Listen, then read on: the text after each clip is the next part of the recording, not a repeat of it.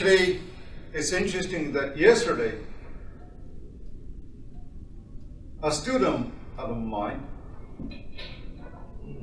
who graduated years ago, and he called me that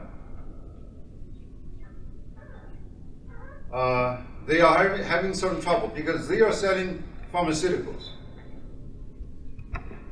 And then they discover that they are still selling, it is discovered that they are still selling the expired medicine. And now, one consumer complained to the Consumer Protection Office in the local government. Then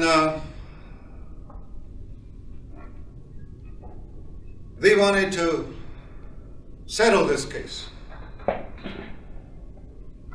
The first representative from this company abrogated this issue.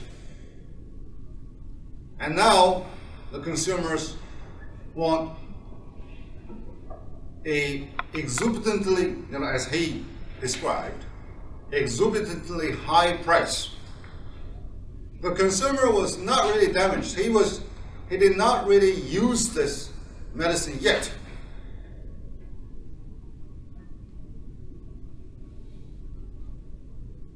As a matter of fact, if it expired yesterday, you use it, it won't really cause a lot of damage. But legally, you're not permitted to sell any expired medicine. So they understand this is a blackmail, because even by consumer protection law, it's a double damage. Okay, this medicine is worth, for example, 50 kwai, and then I pay you 100 kwai, you give me back the medicine. And interesting enough, this young man, he's also in the 40s. So this man, my student, because in my eye, all students are young, he knew that I had some clout in that region.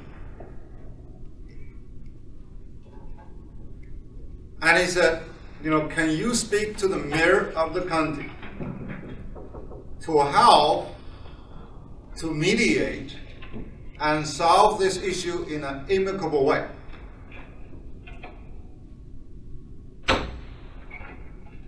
Now, what do you guys think? Should I help? Or if I help, what type of help should I offer? But, on the other hand, if he is really being blackmailed, and what can I help? Say, okay, you must give me 5 million, or I make a whole splash. Because that's a very powerful company. That's at least number 2. And their annual revenue is 15 billion.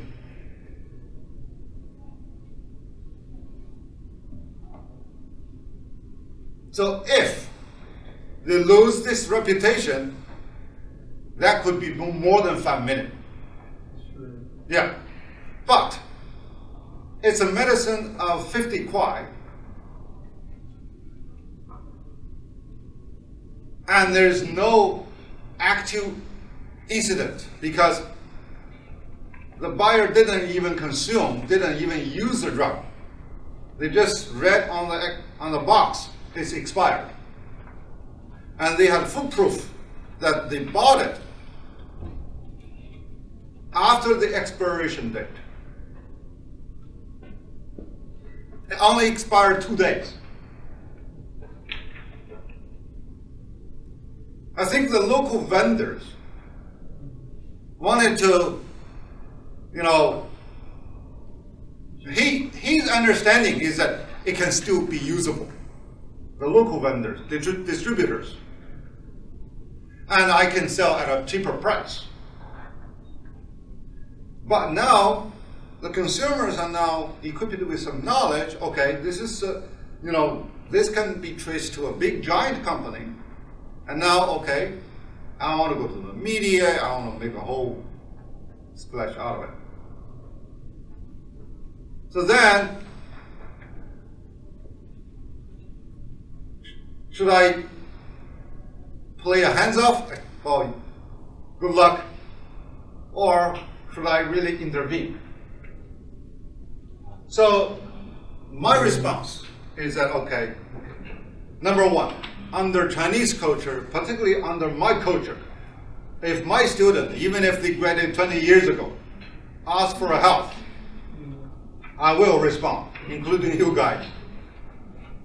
Well, probably after 20 years, I will ask more help from you guys because I'll be like doing like,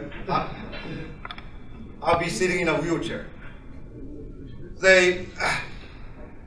But anyhow, that's how I understand teacher and student relationship. It's a second parenthood, right?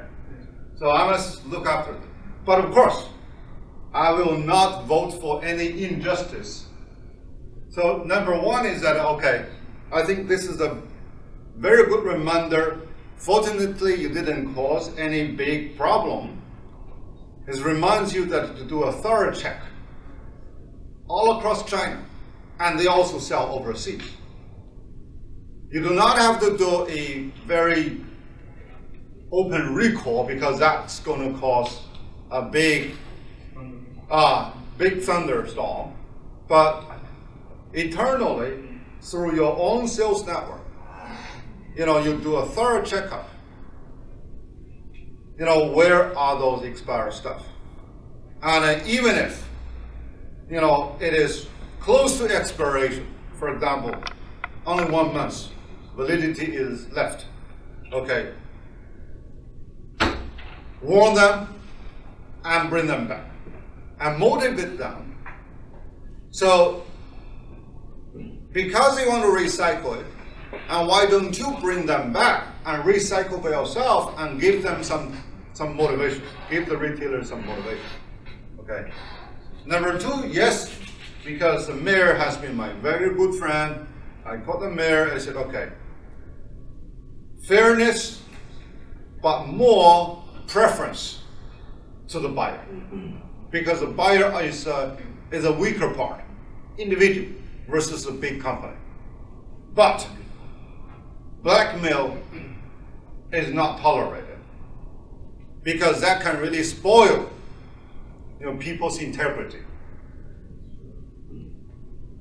So, and then I also asked the mayor that because it's a big company and they may use some money to support my education program,